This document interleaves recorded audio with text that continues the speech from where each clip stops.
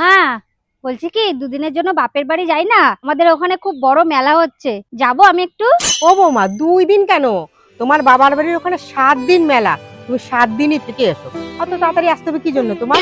হ্যাঁ, আমার শাশুড়ি মা তো খুব ভালো, আমাকে 7 দিনই থাকতে দিচ্ছে। বাহ! ঠিক আছে মা। মা, আজকে না ঘুম থেকে উঠতে খুব দেরি হয়ে গেল।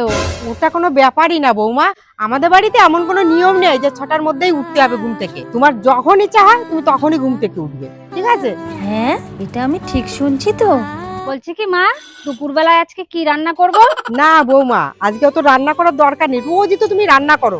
তার থেকে এক কাজ করো, তুমি আজকে অনলাইনে সব অর্ডার করে দাও। হ্যাঁ, খাবার অনলাইনে অর্ডার করতে বলছে? কি ভালো আমার শাশুড়ি মা। বলছি কি মা, রান্না না সব পুড়ে গেছে। ও, সবজি সব পুড়ে গেছে? তবে কি হয়েছে পুড়ে গেছে?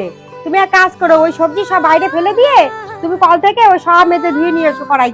কোনো অসুবিধা নেই, তুমি নতুন করে বসিয়ে দাও, সব ঠিক হয়ে যাবে দেখবে। আমি সত্যি খুব ভালো শাশুড়ি পেয়েছি, এরকম তো শাশুড়ি পাওয়াই যায় না। সত্যি খুব ভালো।